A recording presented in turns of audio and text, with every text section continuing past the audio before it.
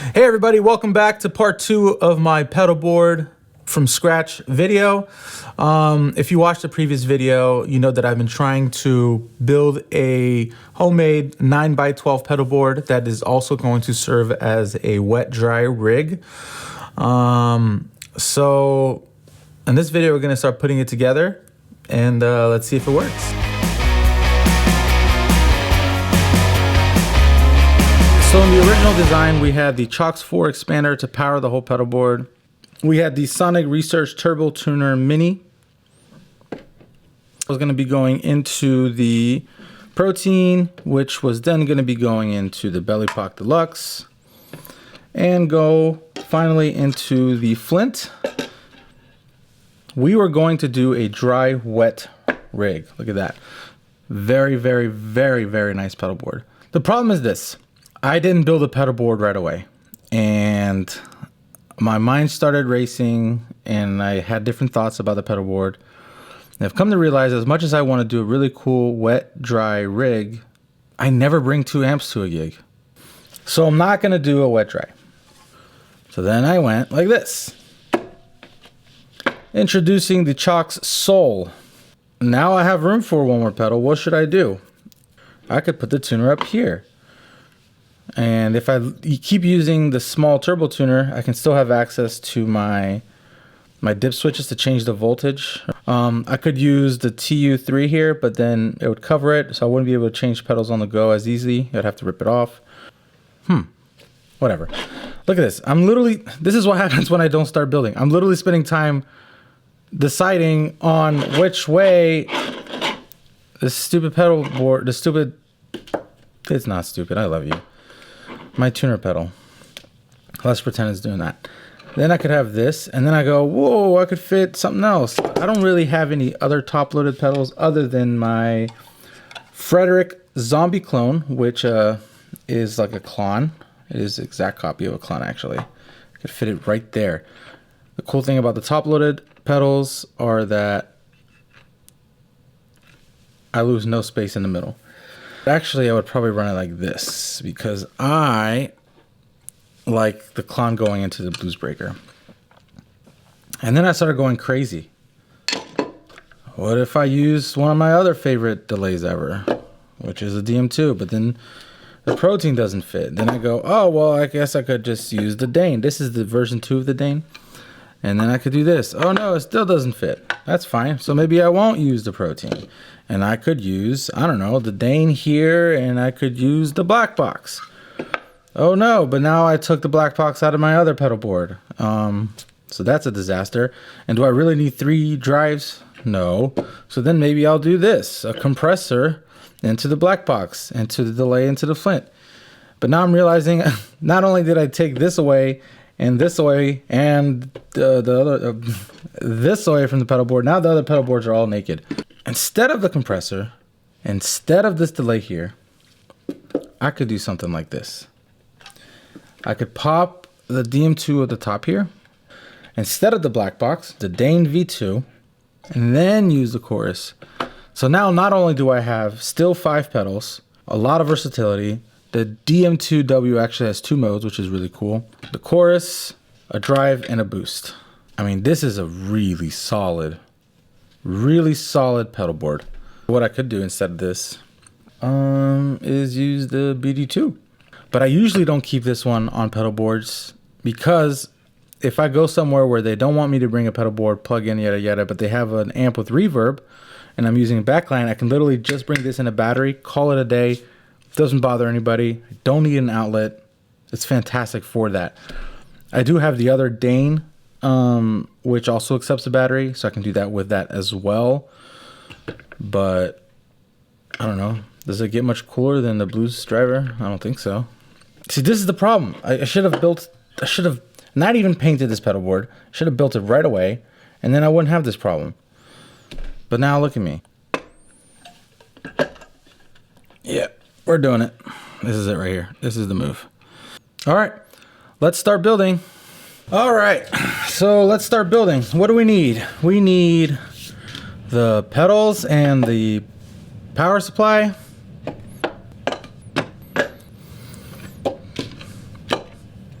dual lock power cables, patch cables.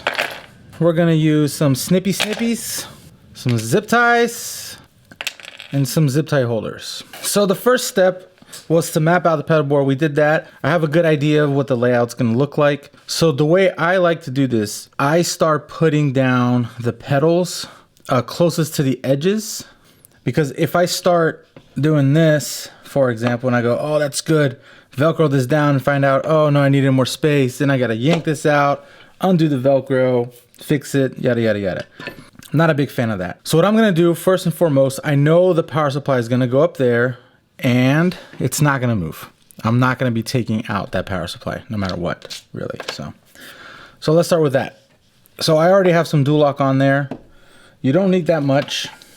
So what I'm gonna do, so I just get this, boom, boom, and boom. Now my favorite approach of doing this is, I don't put them on here just yet. What I do,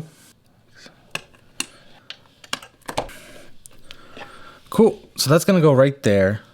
One of the reasons I love dual lock is not just because of the locking and holding feature, it's because of the gap. The gap it creates allows me to run cable underneath pedals. So that's set up right there. Take this out. Come on. There we go. You don't have to hit the pedal like that.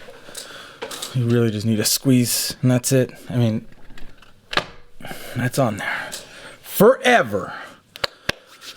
All right, so now is a really good time to get your patch cables handy, because it's gonna help you dictate how much space you need and have. So in this scenario, I'm just gonna put it right there. I don't have any patch cables on the side here of the protein on the top, so that's nice. So I can just go like this. And ideally what I'm gonna do is just have this shove up against it. And as you can see, I still get a little gap, which is what I want. The tuner pedal, I haven't decided. I mean, this is plenty of space to tap without it. I don't think I'm gonna do this. It looks a little ugly, doesn't it? So let's do the tuner pedal next, shall we? So I already have some sticky ickies on it right there. I'm just gonna cut a couple more, and I'll cut them in half the opposite way. So these pedals, when I'm hitting them side by side, whatever, like they're not gonna shift. But the tuner pedal, because it's so skinny, if I accidentally hit it this way, it tends to wanna do this. And so you really want a lot of grip on there. Having the pedal next to it like this is gonna help. It's not gonna let it lift, but you never know. All right, boom, boom, boom. Let's put this on there. Just learn a new trick. If you wanna get these things staticky, see how they don't wanna come off, slap them down on a surface. The static goes there. The more you know. Look at that. Man, this looks good. I'm getting so excited about this pedal board. So now let's make sure we have a patch cable that's gonna be long enough. So depending on the pedal board, a lot of times now I'll be running power also because, you know, of space. But in this scenario, I have to get the patch cable in there, because once I get this down, I'm gonna have to rip this off to put this on there. And usually you want patch cable long enough that if I want to switch this out for a side panel one, I can. This will be just right. Look at that. Looks good. All right, so I'm going to take this off here just so it doesn't give it additional pressure as I'm trying to put it on there. So now, this is where it gets tricky. You don't want to set it down because then it'll stick. So you kind of hover it, line it up with your thumbs, put it down gently in case you have to move it. Press it down on all edges. Try not to ever press in the middle of the pedal like this, because there's not support usually, and so if you do that you might bend it in, and if there's a circuit attached to it you could damage it. So try to stay on the corners. Cool, cool, cool. Man, look at this. Solid. Put that patch cable in there.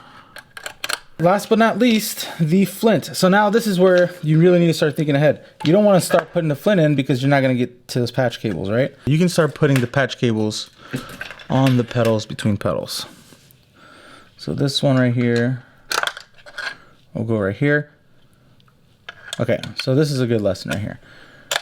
I don't like this because if you accidentally step on it, you could bend it over. I don't like it down either like this because then you're poking it. Not poking it, but you're putting a lot of pressure on the little corner. So what I like to do is if I know it's gonna be a little close, is I'll do a loop like this and then I'll attach to it. And you see how it just tucks in right in the pedal right there? This is smooth, no tension. Stryming's gonna be here. So what we wanna do is find a patch cable that's gonna reach that far. This one will for sure work. It's a little long. So what I'm gonna do is I'm not gonna run it above this one. I'm gonna run it under it, like so. And because it's long, I'm not worried about it pinching here.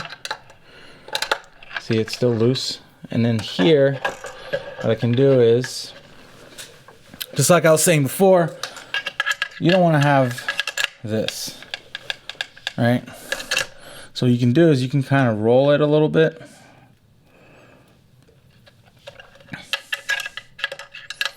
So it kind of tucks by itself. I think that looks okay. Another option would be to, I mean, this one is long enough that I guess I could run it right under it like so. But now you got to make sure you're going to have room for an actual guitar cable, right? So let's do this just to give it room. Can I run this under? Let's see. Is it worth it? Only time will tell. Well, you know what? I guess I could run it. Oh, yo, this might work. I could run it under the Belle Epoch. I really didn't want to run anything under, but I want to keep this as clean as possible. Let's see, how did that turn out? That's beautiful. Look at that.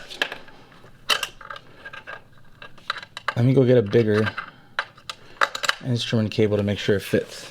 Last thing you want to do is find out that you can't use certain instrument cables on your pedal board because you got lazy. Will this work? Yes. This is the biggest one I have. I'll be all right. Oh, almost did it. I almost did it. It's exactly what I was talking about. Make sure your stuff is on there before you do the final, so to speak. Ooh, a little crooked, but nothing. A little. What is it called? Tush push. I think a little tush push can't help. This is number 3. Look at that. We're pretty much done. Let's put some power on these bad boys. Ugh, I did it again. I just said bad boys. I don't know why I keep doing that. Okay, let's start this over. This is ugly. Okay, number 1. Boom. I want it under everything. Number 2 is next. This is like tying your shoelaces, you know. Number 3. Under that one. And number 4 under all of them. Ooh, come on. Alright, so now, under, boom, boom, boom. What I'm going to do is I'm going to put one of those zip tie holders here. Not like this, because then you'll pinch. But just give it a little slack, like so.